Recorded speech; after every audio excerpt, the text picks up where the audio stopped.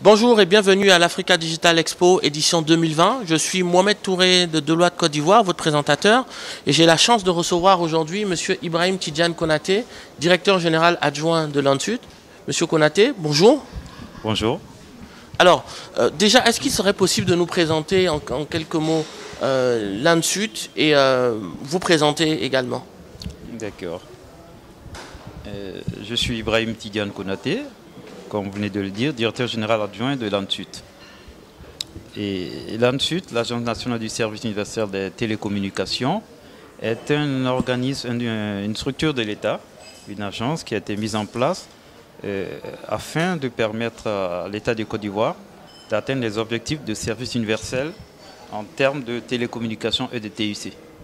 Et donc, on entend par service universel des télécommunications TIC rendre ces services-là accessibles à toutes les franges de la population, quel que soit l'endroit du territoire où elle se trouve, quel que soit, je dirais, ses moyens, ses compétences.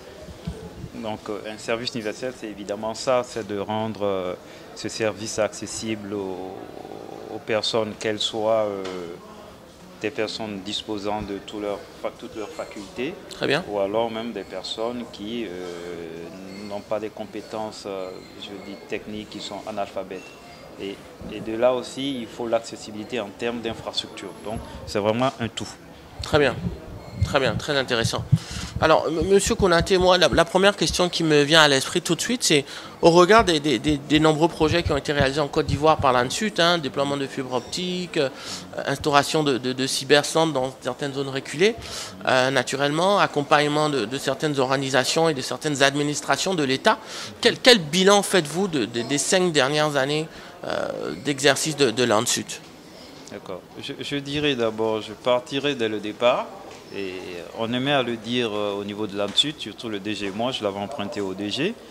Et que l'ANSUD était comme une voiture lancée en pleine vitesse à laquelle on demandait au pilote de changer les roues. Et c'était ça l'ANSUD.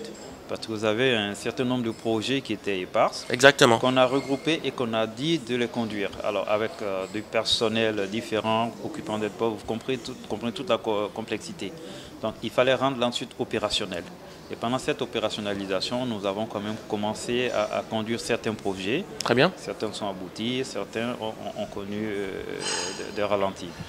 Et donc, en termes de bilan, je dis que le bilan, il est satisfaisant pour nous, positif. Mais disons que, pas dit que je ne suis pas satisfait, mais je pense qu'avec tous les risques environnementaux que nous avons eus, il y a eu quand même des retards dans la livraison de certains services. Je veux dire par exemple le backbone, nous l'aurons fini depuis très longtemps, mais pour des raisons de difficultés financières, de prêts qui devaient être mis en place, il y a du retard. Mais néanmoins, ce backbone sert, il est utilisé d'une manière plus stratégique, de sorte qu'on a une exploitation maintenance, parce que cette infrastructure, si vous la laissez comme ça, elle se détériore. Donc nous avons conclu des accords avec certains opérateurs, de telle sorte qu'ils puissent rendre des services. Très bien. Et nous sommes à 5000 km, donc il nous reste pratiquement quelques kilomètres à livrer et tout sera bouclé.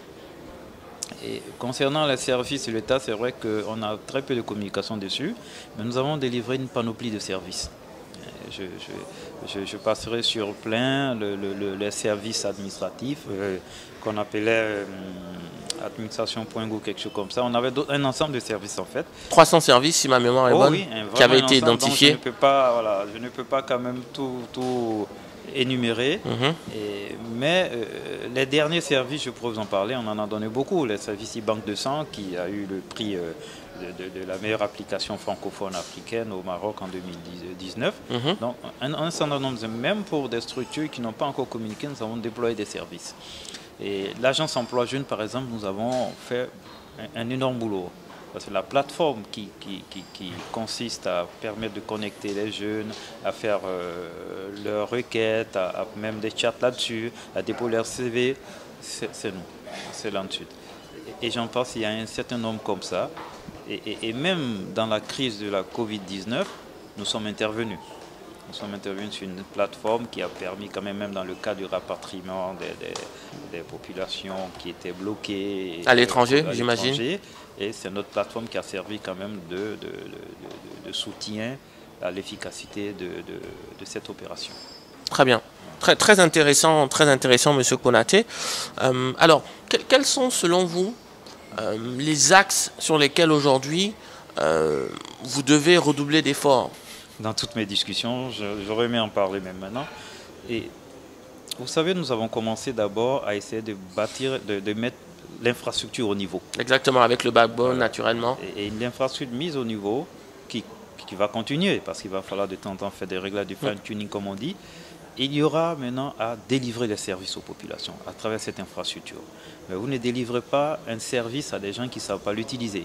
Donc forcément, nous aurons une stratégie basée sur les services que nous délivrons et sur la formation des populations. Exactement. Point très important. Ouais. Très important. D'où le lancement de tout à l'heure de NCCD, qui est quand même un élément très important. Et je le disais tout à l'heure, le frein justement au développement de la digitalisation en Afrique, à cette transition, c'est certainement les infrastructures, les moyens financiers, mais c'est la formation. Il faut qu'on ait un niveau de formation qui puisse nous permettre de participer à la conception, parce que nous ne sommes que des utilisateurs. Nous occupons un faible pan. Même le smartphone que vous avez, ce n'est pas conçu par nous. Les infrastructures, ce n'est pas nous.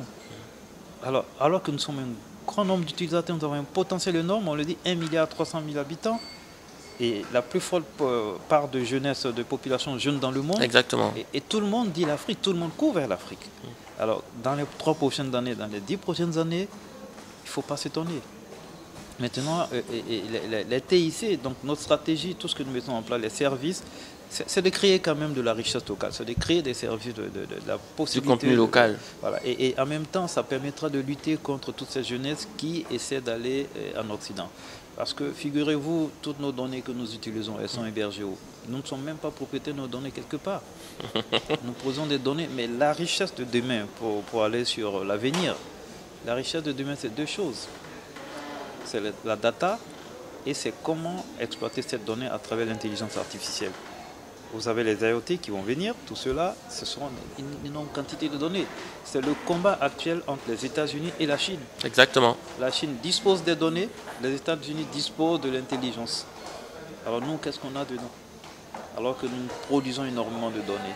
Donc il est temps d'y réfléchir et de rapatrier nos données de telle sorte que nous puissions les avoir en nous-mêmes, comme l'Europe l'a fait déjà. Et c'est très important. Très intéressant. Donc il faut une stratégie commune africaine. Stratégie commune africaine, je pense que c'est toute la mission aussi de Smart Africa. Et là, le point que vous venez d'évoquer me fait rebondir tout de suite sur la notion de données. Aujourd'hui, vous parlez de données, c'est vrai que la donnée devient de plus en plus stratégique.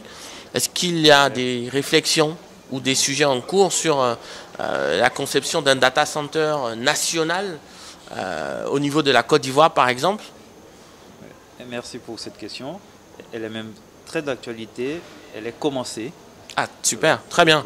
Les études ont commencé. Il faut dire qu'avant cela, déjà au sein de l'Institut, nous avons mené plusieurs réflexions sur la mise en place d'un data center digne du nom de la Côte d'Ivoire. Et aujourd'hui, le processus a commencé et les études ont commencé au niveau, je peux même dire que c'est dans le cadre du PNCNDA, un projet qui est piloté, que nous avons lancé récemment. Vous avez dû le voir dans les médias. Et donc, c'est ce projet-là qui va traiter de la problématique du data center en Côte d'Ivoire. Bon, quand je dis data center, c'est un data center et son backup, ce qui est obligé en termes de sécurité du data center. Donc, soyez rassurés, nous sommes en plein dedans. Très bien. Monsieur Ibrahim Tidiane Konaté, merci. Merci pour m'avoir invité sur votre plateau. Et l'Institut vous remercie. Merci. C'était Mohamed Touré de Deloitte Côte d'Ivoire à l'Africa Digital Expo. Nous avons reçu M. Ibrahim Tidiane Konaté et avons échangé sur les enjeux et les opportunités au niveau de l'Agence nationale du service unitaire des télécommunications à Abidjan. Nous vous souhaitons une bonne conférence. Merci.